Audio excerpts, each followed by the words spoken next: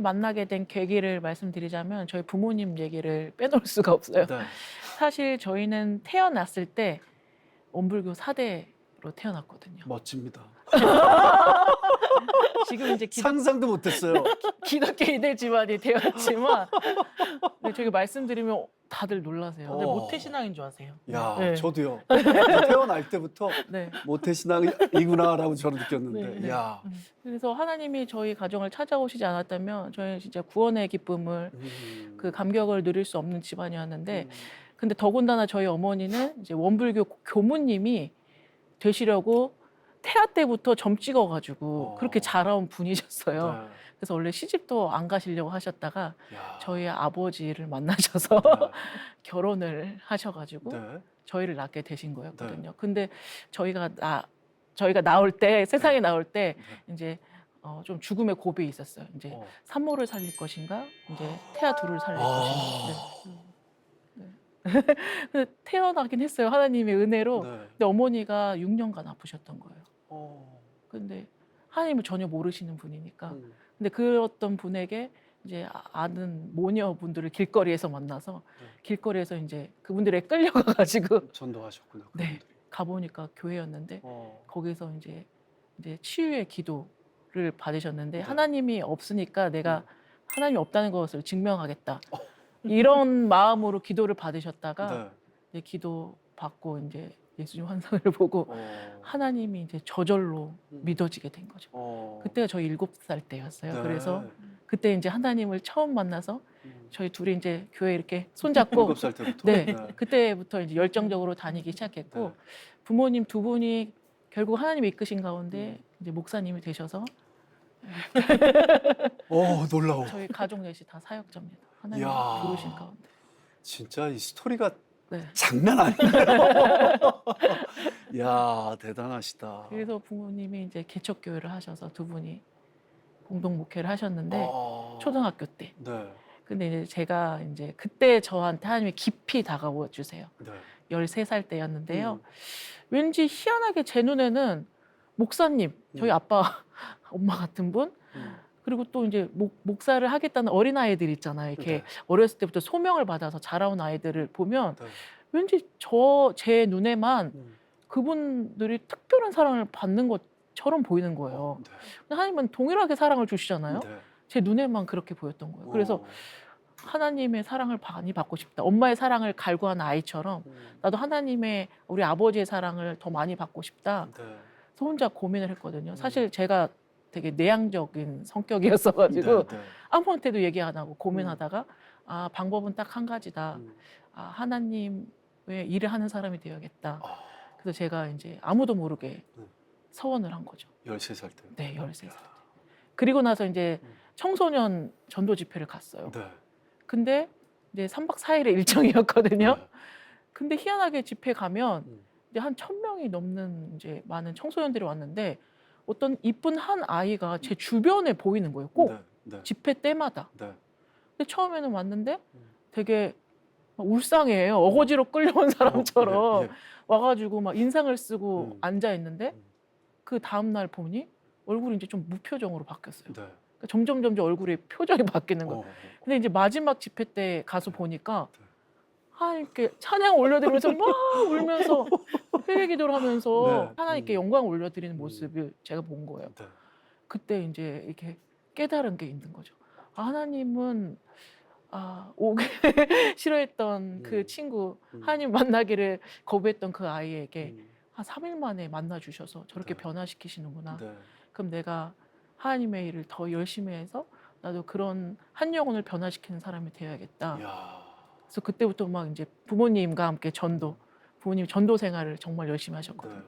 그래서 매일 같이 가실 때 이제 12시장을 다니고 주일날 예배 끝나면 가서 하고 그러면서 이제 성경 말씀도 읽게 되고 와. 말씀도 막 그때 79절 막 그냥 입에서 술술술술 외우고 그러면서 하나님을 더 깊이 만나게 됐죠. 야, 13살 때 네. 너무 멋진 은사를 하나님께서 주셨다.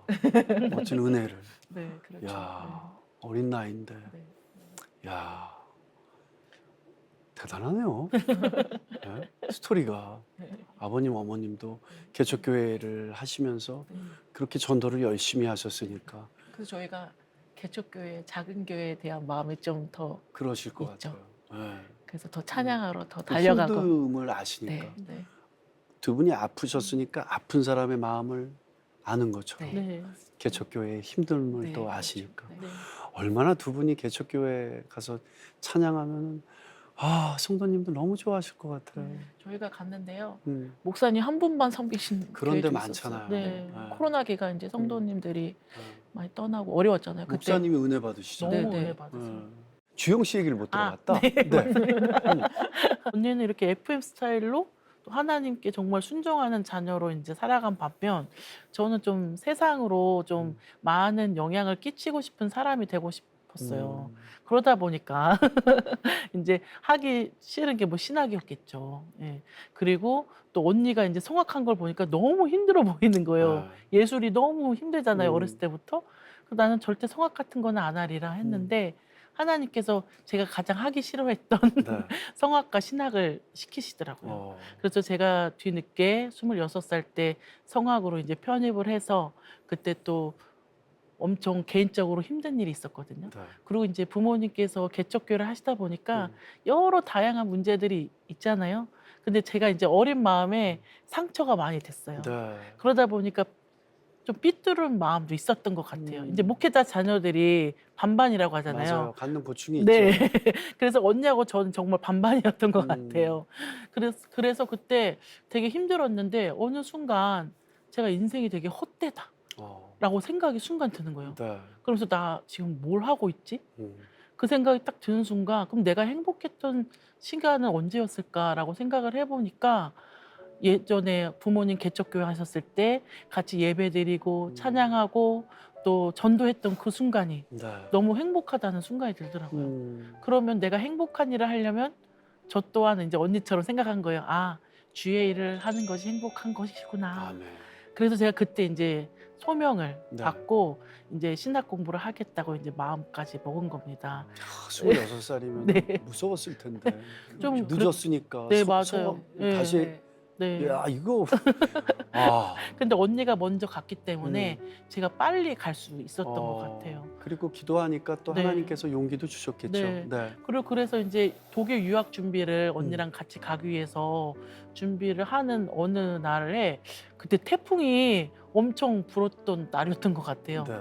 갑자기 허리가 뚝 하더니 아무것도 못 움직이겠는 거예요. 어. 누워서. 네. 그 순간 나한테 또 무슨 일이 일어난 건가 음.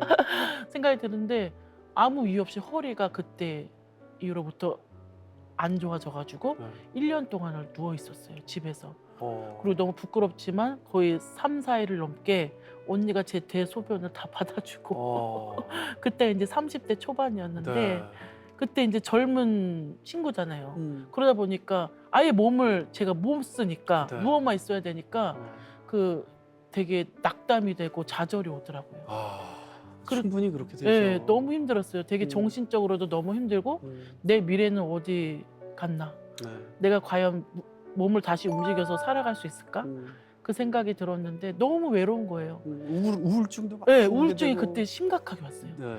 부모님하고 언니가 저를 옆에서 케어해 준다고 해도 음. 아무런 도움이 되지가 않는 거예요. 음.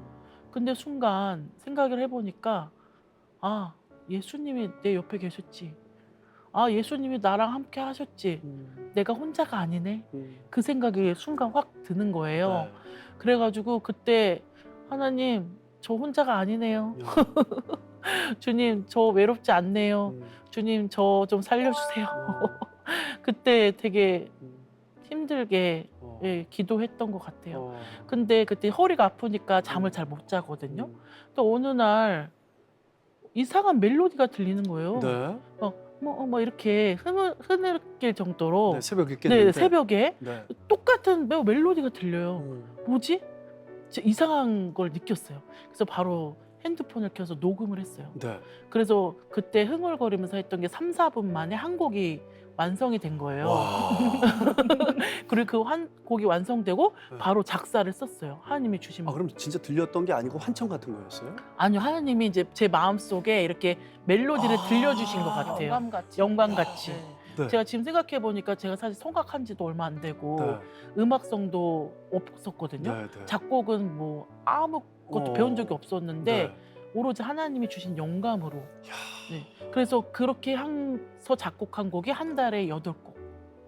한 달에 8곡. 네. 한꺼번에 그냥 부어주세요. 네, 한 번에 그렇게 부어주셔서 8곡을 작곡했는데 가사를 보니까 하나님이 저에게 주신 비전과 아. 소명에 대한 가사였어요. 아, 오히려 네. 하나님이 주신 이야기. 네. 오. 그래서 저한테 그 찬양과 그 가사를 통해서 저에게 메시지와 비전을 주셔서 제가 그때부터 살아나기 시작한 거예요. 야. 네.